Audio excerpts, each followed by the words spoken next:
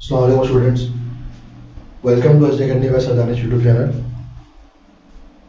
कुछ की पॉइंट्स हैं मैथ्स के पेपर के हवाले से जो बहुत इंपॉर्टेंट है, बहुत ज़रूरी है आप लोग का समझना कि पेपर में किस हिसाब से आ सकता है, क्या आ सकता है और पैटर्न वाइज क्या अटेम्प्ट करें पहले, क्या नहीं करें, इसको आप ज़रा गौर से समझ लो। पेपर में 15 मार्क्स के आपके एमसीक्यूज आते हैं, ठीक है, जिसमें से आपके पास चूज करें कहाँ से, बुक के पीछे जो आपकी एक्सरसाइज होती है उसके एमसीक्यूज जो चूज आंसर वाले हैं वो सॉल्व कर लो। साथ में 20, जैसे आप अभी 24 का 5 का पेपर दे रहे हो तो 23 और 24 के जो एमसीक्यूज आए हैं उसको देख लो। ये आपके लिए इनफ रहेगा एमसीक्यूज करने के लिए, यानी 15 मार्क्स का पेपर आपका एमसीक्यूज का यहाँ से हो जाएगा पूरा का पूरा। अगर आप बुक की एक्सरसाइज प्लस ये वाले एमसीक्यूज आप देख लेते हो, इनफ रहेगा। नेक्स्ट आपके पास यहाँ पे जो नेक्स्ट चीज आती है वो आता है सेक्शन बी, जो कि आपके पास शॉर्ट क्वेश्चन आंसर। इसमें क्या होता है, देखो इसमें आते हैं टोटल आपके पास 10 सवाल, 10 सवाल आते हैं और जो 10वां सवाल होता है मीन्स आपके पास 1 2 3 4 5 6 7 8 9 एंड 10, ये आपके पास आते हैं टोटल 10 सवाल। अब इन 10 सवालों में होता क्या है, देखो फर्स्ट क्वेश्चन जो आता है आपका वो चैप्टर नंबर 17 से आता है लाजमी। 17 के बाद चैप्टर नंबर क्वेश्चन नंबर 2 जो आता है वो आपका चैप्टर नंबर 18 से आएगा। देन आपके पास चैप्टर नंबर 20 है, फिर आपके पास चैप्टर नंबर 21 है, फिर आपके पास चैप्टर नंबर 22 है और फिर आपके पास चैप्टर नंबर 30 है। ये आपके हो गए 6 सवाल पूरे पहले, जो आपको टोटल आपके पास 10 आते हैं और आपको कितने करने होते हैं, 6 आउट ऑफ 10। अब बात करते हैं चॉइसेस की। इसमें होता क्या है, एटलीस्ट 2 या फिर मैक्सिमम 3 आपके शॉर्ट थ्योरम्स आते हैं। अगर आपके पास 6 सवाल सिंपल हुए तो आपके पास 7वां भी थ्योरम होगा, 2 तो लाजमी थ्योरम है ही, तीसरा भी हो सकता है तो बेसिकली ये भी थ्योरम होगा। जो 10th क्वेश्चन है आपका वो आपका क्या होता है, रिपीटेटिव होता है। रिपीटेटिव मीन्स आपके पास किसी एक एक्सरसाइज ऐसी होती है, मोस्टली यहाँ पे 22 आइदर 30, तो आपके पास यहाँ पे मोस्टली आपके पास 22 जो है उससे आपके 2 सवाल बनते हैं। और 10th क्वेश्चन जो होता है, याद रखना बेटा, हमेशा एक सवाल साथ में और में आता है। इसके 10th क्वेश्चन में और भी आता है और में या तो थ्योरम होगा या फिर एक और आपके पास कोई शॉर्ट का सवाल होगा, और ये मोस्टली चैप्टर नंबर 30 से होता है और के अंदर। ये आपका बेसिकली पेपर पैटर्न होता है शॉर्ट का। अब कल के हवाले से जो देखा है कि अब हमारा पेपर जो है 2025 का, उसमें आपके पास क्या क्या सवाल, कौन सी प्रायोरिटी वाइज सवाल इंपॉर्टेंट है जो आ सकते हैं या नहीं आ सकते। पहला सवाल जो आपको दिया हुआ शॉर्ट का 17, उसमें करना क्या है, उसके अंदर आपके पास सवाल सेट्स का है। अब सेट्स में लास्ट ईयर अगर हम देखें 24 के अंदर तो हमारे पास डे मॉर्गन लॉ आ चुका है। डे मॉर्गन लॉ आ चुका है तो डे मॉर्गन लॉ तो आपके पास इस साल के चांसेस एज कम्पेयर टू दूसरे सवालों में कम है। तो चांसेस किसके ज़्यादा हैं, चांसेस आपके पास यहाँ पे 2 सवाल एक्सरसाइज, इसके सवाल आपके पास 2 क्वेश्चन में सबसे ज़्यादा इंपॉर्टेंट चांसेस आने के, एक आपके पास 17.4 से या 3 से एसोसिएटिव या फिर कम्यूटेटिव लॉ आ सकता है। आइदर वे में या तो सॉल्व करने को भी आ सकता है या फिर खाली इसकी वेन डायग्राम भी आ सकती है। अगर इसमें से कोई नहीं आया तो फिर आपके पास जो चांस आने का वो है आपके पास 17.5 से, वो जो फंक्शन वाले सवाल है वो वाले सवाल के चांस ज़्यादा है आपके पास आने का पॉसिबली। नेक्स्ट हमारे पास चैप्टर नंबर 18 आता है। 18 में हम देखें तो 18 के अंदर हमारे पास जो पहली एक्सरसाइज को छोड़ दें, बाकी 18.2 हो गई, उस जैसे सवाल इस पूरे चैप्टर में 2 एक्सरसाइज मजीद उसमें सेम है। जैसे 18.2 है, 18.5 है और 18.7 है। ये टोटली सेम तरीके कॉन्सेप्ट के ऊपर बनी हुई है। 18.2 18.5, 18.5 सेम एक्सरसाइज है, तो आप अगर 18.2 भी कर लो इनफ होगा। 18.5 और 7 आप उसको प्रैक्टिस के तौर पे छोड़ सकते हो, आपको ज़रूरत नहीं करने की। 18.2 कर ली इनफ है। अब आपके पास सवाल कौन सा आता है 18 में से? सबसे ज़्यादा चांसेस आपके पास यहाँ पे जो है वो है एक्सरसाइज नंबर 18.6 के आने के, कोई सवाल आने के। ठीक है, 18.6 का सवाल अगर नहीं आता तो तुम्हारे पास फिर एक सेकंड ऑप्शन जो आने का है वो है आपके पास 18.2, जो कि आपके पास प्रोपोर्शनल वाले एक्सरसाइज है। अगर ये वाले भी नहीं आता तो फिर जो लास्ट है जिस एक्सरसाइज सवाल आया था जो कि था 18.4, जिससे आपका सवाल जो बना था वो कंपोनेंट डिविडेंड जो बना था, उस एक्सरसाइज से आने का चांस है। और इस एक्सरसाइज से भी आने का चांस जो है वो क्वेश्चन नंबर 1 और 2 का पहले, उसके बाद 3 का होगा। यानी 1 और 2 जो विदाउट कंपोनेंटो डिविडेंड थ्योरम है उसका चांस ज़्यादा है। जो 3 है जो कंपोनेंटो वाला है वो शायद बाद में प्रायोरिटी में आएगा। ये आपके पास इस एक्सरसाइज के अंदर प्रायोरिटी वाइज क्वेश्चन है। फिर आ जाओ चैप्टर नंबर 20 के ऊपर। अब 20 पे आते हैं। 20 बहुत बड़ी एक्सरसाइज है, इसमें बहुत सारे सवाल आते हैं, बहुत सारे सवाल आते हैं और काफ़ी सारे सवाल ज़्यादातर देखने से इंपॉर्टेंट ही होते लगते हैं और इम्पॉर्टेंट ही है। अब इसमें कहाँ से कौन सा सवाल आ सकता है, कहाँ से कौन सा सवाल नहीं आ सकता। देखो, एक जो एक्सरसाइज सबसे ज़्यादा चांसेस आने के हैं वो आपके पास इसमें है एक्सरसाइज नंबर 20.2, 20.5, यानी पहले 20.2 या 20.5 से ज़्यादा चांस आने के। अगर इसमें से नहीं आया तो फिर आपके पास 20.3 या फिर 20.1 से आने का चांस ज़्यादा है। ये आपके पास चांस है ऐसे ही इसमें सवाल बनने के बहुत ज़्यादा चांसेस हैं। पहले 20.2 से ही आने का चांस ज़्यादा है, अगर इसमें से नहीं आता 20.5 से आएगा, और अगर उसमें से नहीं आता 20.3 पर उसके अलावा 20.1 से आने का चांस ज़्यादा है। और अगर वर्स्ट केस सिनेरियो की बात करें तो फिर आपके पास एक इसकी एक्सरसाइज बचती जो कि 20.4, उसमें अगर कोई सवाल आ गया तो आ गया, वरना एज सच इसके इतने कोई ज़्यादा चांसेस नहीं। हाँ, बट इसमें कुछ सवाल ऐसे हैं जो आपको प्रैक्टिस के तौर पर सही से करने पड़ेंगे। अगर आ जाते हैं तो आपकी तैयारी बेहतर रहेगी। जिसमें आपके पास सवाल जो एक है, एक तो है आपके पास कुछ सवाल ऐसे हैं जो आप नहीं भी इंपॉर्टेंट लग रहे हो बट उसको आप प्रैक्टिस के तौर पर पक्का कर लो ताकि आपका काम आसान हो जाए। जिसमें आपका एक सवाल जो है वो है क्यूब रूट्स वाला। क्यूब रूट्स वाला सवाल जो है उसको पक्का कर लो। वो इंशाल्लाह अगर कोई सी वैल्यू दे दे, मिसाल के तौर पर कुछ बार ऐसा भी होता है कि वैल्यू बदल जाए, तो अगर आपके पास वैल्यू चेंज भी हो जाती है तो आपको टेंशन की ज़रूरत नहीं पड़ेगी। आपके बेसिक स्टेप्स क्लियर है कि किस सवाल को कैसे अटेम्प्ट करना है। आपके पास कोई सी भी वैल्यू दे देंगे तो आप आराम से कर लोगे। अगर स्टेप्स क्लियर नहीं है तो फिर प्रॉब्लम होगी। मेनली चीज़ जैसे क्यूब रूट दिया हुआ है, क्यूब रूट के आगे बुक में 3 सवाल है, एक 64, एक -125, एक 216। बट उसी के आप पहले वाले पेज पे देखोगे या क्वेश्चन लिखे हुए हैं वहाँ पे एग्जाम्पल है, और एग्जाम्पल में आपके पास 2 सवाल दिए हुए हैं क्यूब रूट्स के, एक -27 और 729। अब देखा जाए तो सर वैल्यूज फर्क है बट काम सब में सेम हो रहा है क्यूब रूट वाला। तो यानी आप एग्जाम्पल्स को भी अगर एक नज़र देख लोगे तो कोई इशू की बात नहीं है, आपको पता लग जाए कहाँ पे कौन सी वैल्यू रखकर सॉल्व करना है, आप उसके अकॉर्डिंगली सॉल्व कर सकते हो। 20 के बाद आते हैं 21 के ऊपर जो कि है पार्शियल फ्रैक्शंस। इसमें क्या है, पार्शियल फ्रैक्शन के अंदर आपके पास लास्ट ईयर जो सवाल आया वो आया 21.2 से। अब आपके पास इसमें 21.1 बचती है, 21.3 बचती है और 21.4 बचती है। अब इसमें करना है क्या है, इसमें करना सिर्फ और सिर्फ ये है कि आपके पास देखो 21.4 जो आपको दी हुई है वो उसके चांसेस आने के बहुत ज़्यादा कम है। उसका रीज़न ये है कि 21.4 बहुत ज़्यादा लेंथी है और शॉर्ट में अगर आ भी जाए तो आपको नहीं करना वो, क्योंकि वो बहुत टाइम आपका लेगा क्वेश्चन। उसके अकॉर्डिंगली हल्के रिलेटिवली दूसरे क्वेश्चन जो आप इजीली कर सकते हो। तो अब करना है क्या, करना सिर्फ और सिर्फ ये है आपको कि 21.4 को तो आपको करना नहीं है, बचे 3 21.1, 21.2, 21.3। पहले आप जो करोगे वो 21.3, फिर 21.1 और आखिर में आप करोगे 21.2। ये आपके पास 3 सवाल आते हैं, 3 एक्सरसाइज, इसमें से आपके पास चांसेस आने के ज़्यादा हैं क्योंकि इससे लास्ट ईयर आ गया तो चांस बहुत कम है आने के। इस साल इस एक्सरसाइज से है, बाकी 2 बचते हैं, इनमें से चांस ज़्यादा है कि सवाल आ सकते हैं। ये वाले 21 चैप्टर के बाद आओगे 22 के ऊपर जो कि स्टैट्स।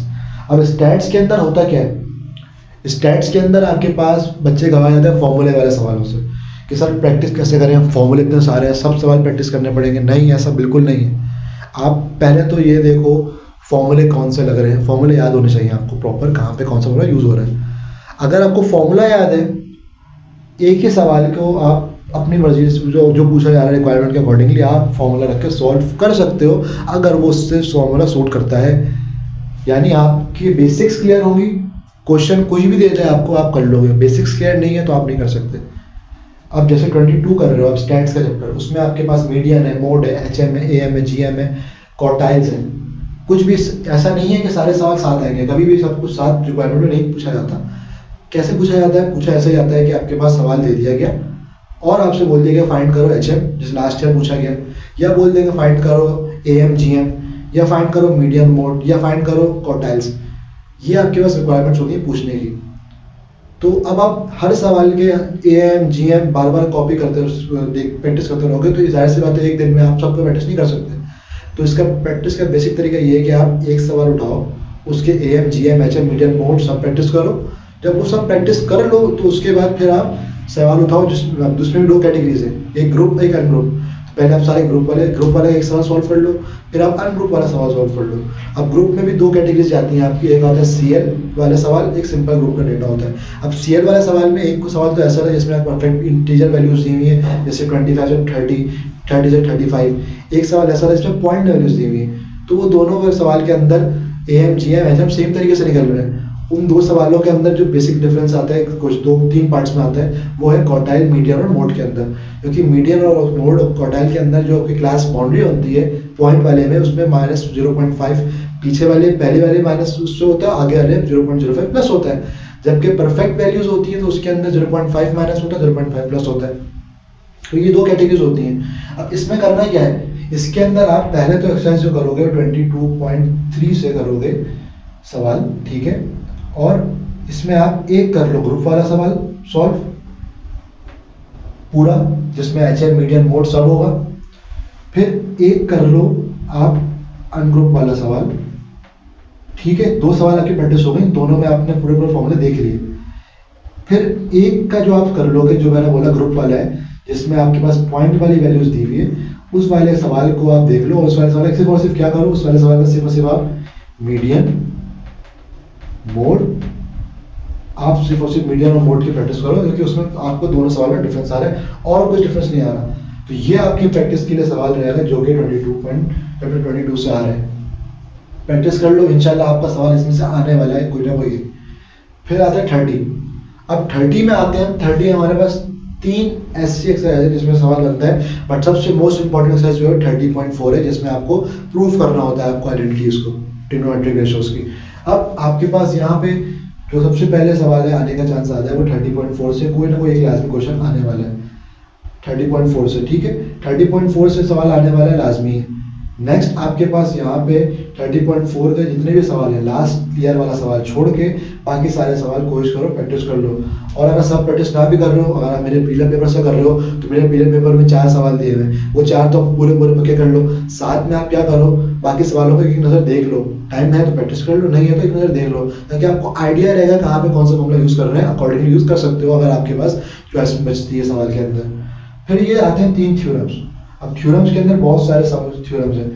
इंपॉर्टेंट थ्योरम्स की बात करें इस साल के लिए तो आपके पास जैसे 25.3 है, 25.4 है, 25.5 है।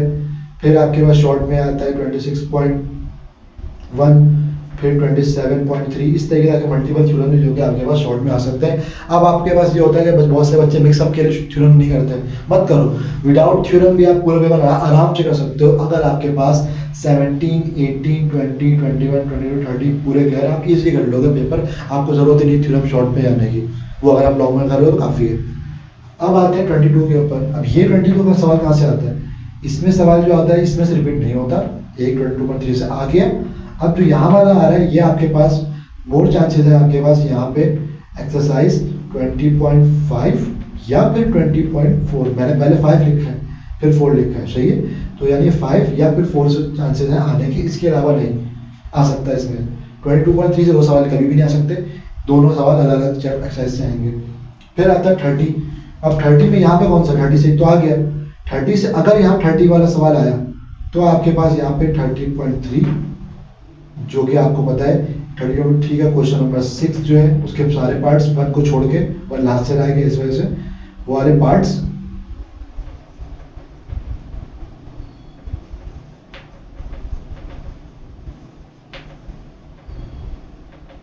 उसके बाद क्वेश्चन नंबर 7, जो कि आपके पास वो वाला सवाल है जिसके पीछे चार्ट बना हुआ है, π/6, tan π/6 वाले सवाल या tan 30 डिग्री वाले सवाल, जिसकी आपको वैल्यूज याद करनी पड़ेगी, वो वाले।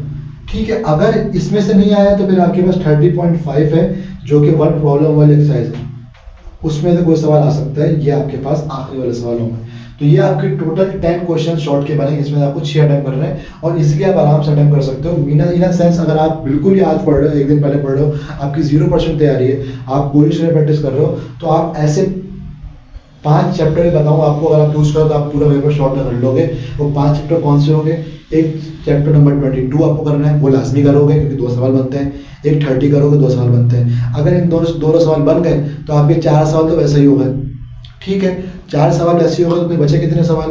बचे 2 सवाल करने के लिए। अब वो 2 सवाल के लिए आप 17 तो करोगे, 18 करोगे। 18-17 कर रहे हो पक्की, तो फिर आप 20-21 में से कोई सी भी एक कर सकते हो। वो तब कर सकते, ये बता रहा हूँ मैं, जब आपकी बिल्कुल तैयारी नहीं है, आप बस एक दिन में करना चाह रहे हो, तो उसके अकॉर्डिंगली आप कर सकते हो। तो आपका पेपर शॉर्ट का पूरा हो जाएगा, सेफ साइड हो जाओगे। अगर हम बात करते हैं लॉन्ग की, तो लॉन्ग में क्या होता है? देखो, लॉन्ग के अंदर आपके पास मल्टीपल क्वेश्चंस है और आपके पास जो है आने का चांस जिसमें थोड़ा ज़्यादा होता है। अब वो क्या है? वो सॉल्विंग वाले नहीं है, वो है थ्योरम्स। थ्योरम्स कौन कौन से? ये तो हमने बात कर ली शॉर्ट की, सही है। ये आ गया आपका 15 मार्क्स, ये आ गया आपका 30 मार्क्स। पेपर आपका होता है पूरा का पूरा 75 मार्क्स का, तो ये 15 + 30 45 मार्क्स आपके पूरे हो गए। अब बचे 30, तो 30 में करना है कैसे? क्या करोगे, कैसे करोगे, ये देख लो जरा पहले। अब आपको 30 मार्क्स के बाद जो बात कर रहा हूँ मैं, वो 30 मार्क्स में आपको ये करना है कि 30 मार्क्स के लिए जो आपका सेक्शन सी आ रहे हैं, वहां पे आपके लॉन्ग क्वेश्चन आंसर जो हैं, उसमें आपको पहले जो आता है वो आता है आपके पास चैप्टर नंबर 19 से सवाल। सही है, लॉन्ग का पहला क्वेश्चन जो 19 से आता है और मोस्टली इस साल का चांस आता है जो है वो 19.2 के। ये 2 ही मेथड्स हैं, ग्रामर्स और मैट्रिक्स इन्वर्जन। सही है, क्योंकि लास्ट ईयर एडवांस मेथड आ चुका है, इस साल उसके चांसेस कम है। ग्रामर्स या मैट्रिक्स, सही है, इसमें से कोई से भी आ सकता है। ग्रामर्स या मैट्रिक्स को हटा दो, अगर ये नहीं आया तो फिर उसके बाद चांस जो ज़्यादा है वो आपके पास कौन सा वाला है? 19.1 के क्वेश्चन नंबर 15 जो है, उसमें से अगर कोई सवाल बन गया तो बन गया, आइडेंटिटी वाला, लॉ वाला। अगर यहाँ से भी नहीं बना तो फिर आपके पास चांस जो होगा 19.2 आपका या तो एडजॉइंट मेथड, या फिर जैसे 2023 में आया था, खाली आपसे पूछ लिया जाए कि आप उसका इन्वर्स निकालो बस और कुछ ना निकालो, तो ये भी आपके पास आ सकता है। तो एडजॉइंट में तो आपको इन्वर्स भी निकालना पड़ता है, पूरा आपको सॉल्व करना पड़ता है, और खाली इन्वर्स के अंदर आपको इन्वर्स निकाल के आंसर लिखना पड़ता है और आगे कुछ नहीं लिखना पड़ता। तो सवाल इस तरीके से भी आ सकता है। ये आपके टोटल 4 कैटेगरी वाले सवाल होगा जो 19.2 से है, बट हाईएस्ट प्रायोरिटी आपकी जो होगी वो ये वाले जो होगी, ग्रामर्स और मैट्रिक्स रूल की। इसके टोटल 2 ही सवाल है। अगर आप तरीके से कर लो प्रॉपर ग्रामर्स मैट्रिक्स, तो आपके पास एक सवाल को भी आपने ग्रामर्स मैट्रिक्स के तरीके से कर लिया, अगला सवाल ऑटोमेटिकली हो जाएगा, उसके लिए आपको टेंशन लेने की जरूरत नहीं पड़ेगी, सेम पैटर्न के ऊपर सवाल है। अब 19.2 के बाद आपके पास जो अगला क्वेश्चन आता है वो चैप्टर नंबर 23 से एक थ्योरम बनता है। 23 से एक थ्योरम बनता है, ठीक है। थ्योरम जो बनता है आपका चैप्टर नंबर 23 से, देखो 2 थ्योरम है 23 के अंदर, एक है 23.1 और एक है 23.2, सही है। ऑल्टरनेटिव ईयर्स में थ्योरम आपके होते हैं, चेंज हो रहे होते हैं। एक साल 23.1 आया, 23.2, ये पैटर्न अभी से नहीं है, पैटर्न बहुत पुराना है। पहले पुराने बुक थे उसमें 7, 8, 10 था, उसमें भी ये पैटर्न रिपीट होता था। एक साल जो आगे अगले साल वो नहीं आता, दूसरे में चांसेस होते थे आने के, वही होता था। इस बार भी यही है कि आपके पास पहले साल 23 में 23.1 आया, 24 में 23.2 आया, अब है 25 की बारी। यानी ये जो था पहले 23 में आया था, ये 24 में आया था, तो आपसे 25 की बात करते हैं। 25 के अंदर चांस किसका है? इसका है। तो ये वाला थोड़ा आपको ऐसे भी नहीं करना, तो आप एक ही थोड़ा करोगे जो कि 23.1 इस चैप्टर से, ये आपका एक सवाल आपका पूरा हो जाएगा। यहाँ पे आपके 2 सवाल हो गए, लॉन्ग में आते हैं टोटल 5, आपको करने होते हैं 3 आउट ऑफ 5, सही है। नेक्स्ट ये हो गए 2 थ्योरम्स। उसके बाद आता है आपके पास चैप्टर नंबर 24, इसमें आते थे 2 थ्योरम्स पहले, जो कि उसमें भी रिपीटेड थे कि आपके पास 24.1 आएगा या 24.2 आएगा ईयर्स में, एक साल ये। बट इस साल जो आपका सिलेबस रिड्यूस हुआ है, उस रिड्यूस सिलेबस में ये दोनों थ्योरम कट गए, रिड्यूस हो गए, जिसकी बाद आपके पास इस चैप्टर के बाकी 2 थ्योरम जो बचते हैं, जो कि 24.3 और 24.4, उसके चांसेस बढ़ गए ज़्यादा। अब इसमें से कौन सा एक आ सकता है ये कोई भी स्पेसिफाई नहीं कर सकता, क्योंकि ये दोनों कभी भी नहीं आए, पहली बार होगा दोनों आएंगे। तो दोनों में से आपको दोनों ही करने पड़ेंगे इस चैप्टर से, ताकि आपका अगर एक सवाल आप थ्योरम आ जाता है तो आपका ये सवाल पूरा हो जाए। अगर आप ये दोनों तरीके से कर लेते हो तो ये आपका क्वेश्चन नंबर 3 पूरा कर देगा। अगर in case worst case scenario क्या है इसका, 24 से थ्योरम नहीं दिया तो उसके बाद आपके पास एक थ्योरम आपको सेफ साइड के लिए और करना पड़ेगा, जो कि चैप्टर नंबर 26 से, और वो थ्योरम जो आपके पास है वो है 26.4 केस बी, जिसकी पहचान क्या है आपके पास, एक्सटर्नली वाला। ठीक है, ये आपके पास केस जी वाला सवाल है जो कि आपको करना होगा। अगर जो नॉर्मल केसेस बात करें, वो जो विन विन सिचुएशन है वो क्या है आपके पास, ये वाला इसका भी अलग क्वेश्चन आता है, और इसके साथ एक और सर्कल थ्योरम भी आता है जो कि आई थिंक 27 चैप्टर से आता है। तो ये आपके पास 4 क्वेश्चन पूरे हो जाते हैं। ठीक है, नहीं आया 27 26 से पूरे एक सवाल बनेगा, ये 4 सवाल तो आपके बन गए एक्सरसाइज से, अगर ये सारों इसी सीक्वेंस पेपर बना। फिर उसके बाद 5 जो आपका आता है वो या तो आपको ज्योमेट्री का सॉल्व करना होता है जो कि आपका चैप्टर 29 है, या फिर और में एक और थ्योरम होता है जो कि आपके पास 27 से ही बनता है। तो ये आपके पास बेसिकली थ्योरम्स इस तरीके से पेपर्स आपको लॉन्ग के आते हैं, जिसमें आपको अगर आपके पास टाइम कम है और आपको तैयारी अच्छी कर रही है कि आपको पेपर सॉल्व हो जाए, तो आपके पास बेस्ट तरीके ये थ्योरम करो, ये दोनों करो और ये करो। ये 4 थ्योरम आप कर लोगे, इंशाल्लाह गारंटी है कि आपके पास 2 थ्योरम का चॉइस बनी है कि दो थ्योरम आप आराम से कर सकते हो। पेपर में कोई ना कोई 2 थ्योरम इसमें से लाजमी आ रहे हैं, लाजमी 2 थ्योरम आ रहे हैं, ये कंफर्म्ड है। ठीक है, तो 2 थ्योरम आपके यहाँ से हो रहे हैं, एक सवाल आपका यहाँ से हो रहा है, मोस्टली चांस है ग्रामर मैट्रिक्स का, तो आपके 3 सवाल पूरे हो रहे हैं, आपके 30 मार्क्स पूरे हो रहे हैं। यहाँ पे आपके जो पेपर्स है वो निपट जाएगा इंशाल्लाह, पूरा पेपर कर सकते हो।